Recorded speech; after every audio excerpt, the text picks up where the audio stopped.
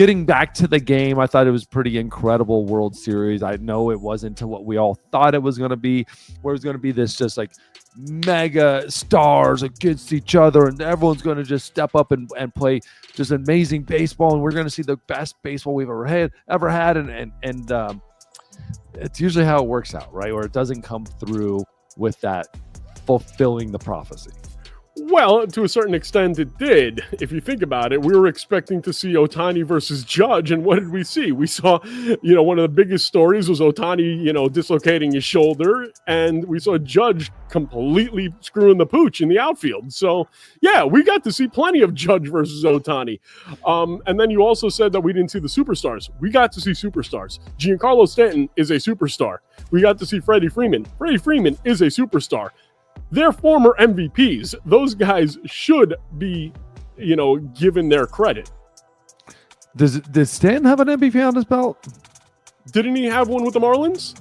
I don't know. I feel like he does. I'm mad about that some sort of stuff. But we do know Freeman, Betts, Ohtani, Judge.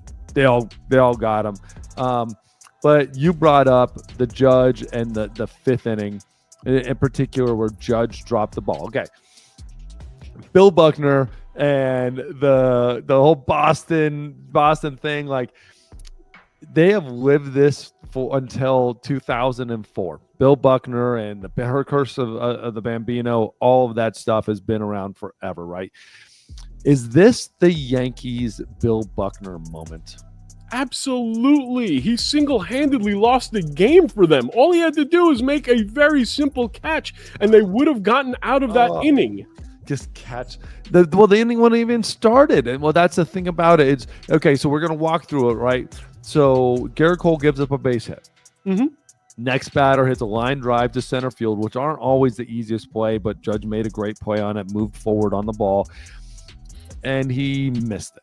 Right, he hit it off his glove. If you watch the replay, he was looking directly at first base, directly at the runner, instead of catching the ball and just bringing in his glove. You're watching it right here. And you can even watch his head. He's just basically looking straight at the first baseman and trying to come up and seeing if he needs to make that throw or not. Okay, that's the right move to see if you want to make the throw, but after you catch the ball, right?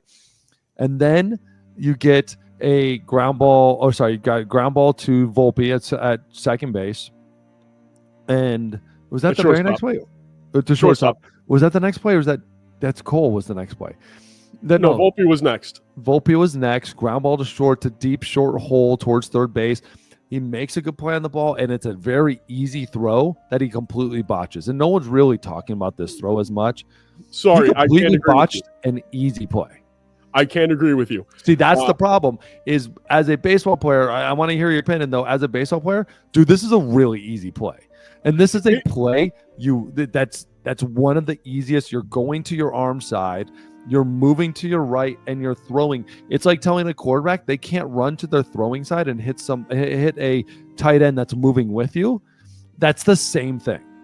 Okay, so that play should have been made. There's no question, because Volpe is a competent shortstop.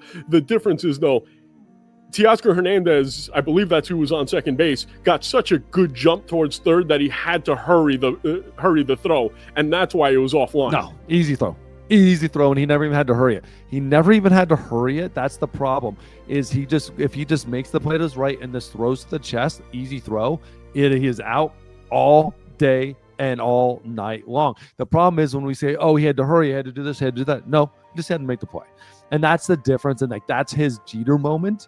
Mm-hmm. And that was his Jeter moment, to make that play, make that out. But again, this is what we do when we're looking at the World Series. Does Jeter make that play? Volpe had his moment 1,000 out of 1,000 times, and Jeter doesn't even think about it, because Jeter makes that throw and then immediately is pointing at the next runner to make the third baseman aware that there's other runners. That's the type of thing Jeter would have done, right? That's what he is. Volpe did have his World Series moment, though. Let's call it what it is. In Game 4, he had his World Series moment. He's a kid who grew up idolizing Derek Jeter and hit the grand slam. I couldn't be happier for Anthony Volpe in that moment, by the way. Absolutely. And I'm not going to take that away from him, but Jeter made his moments, especially in the World Series, defensively.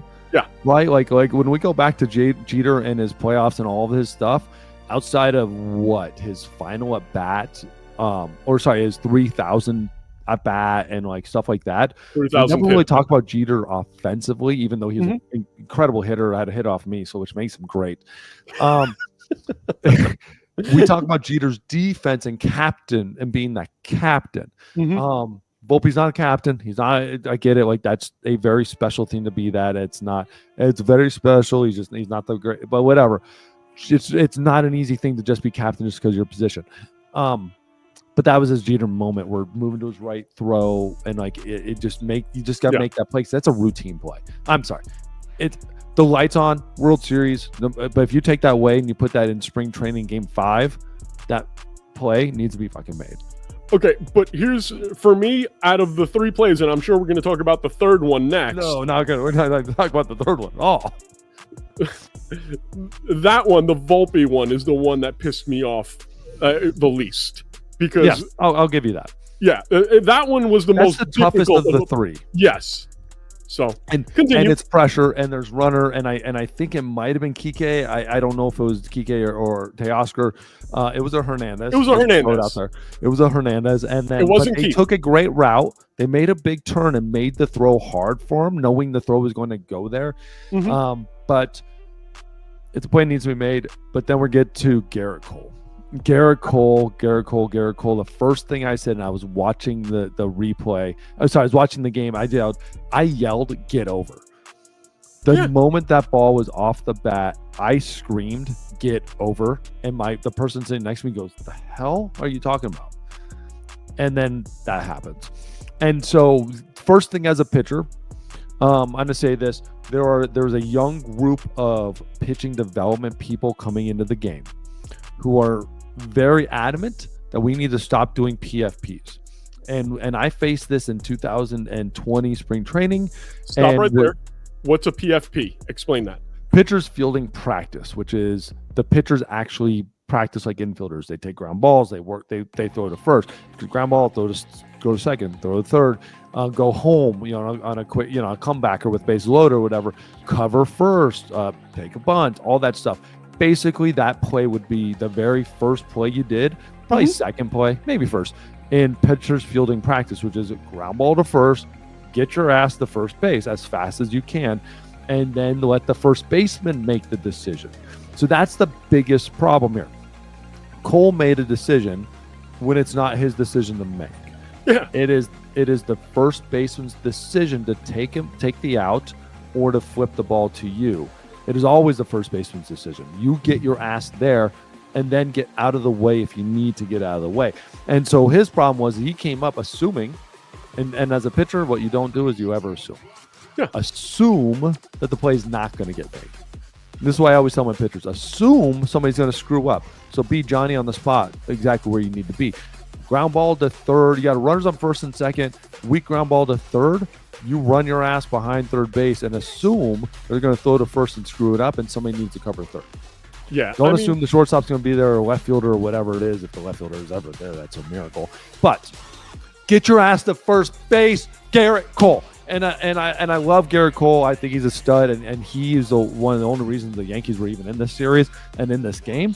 Yep. At the same time, you had one, like, your job right there is just to get over, and that's World Series. I always go back to the 2006 World Series, Detroit Tigers versus St. Louis Cardinals, and Detroit pitchers made like 3 or 4 errors in that series, and it was just a giant highlighter of just field the ball, and it's a free out. And that's the thing about it. No run score if that out is made, let alone the other outs.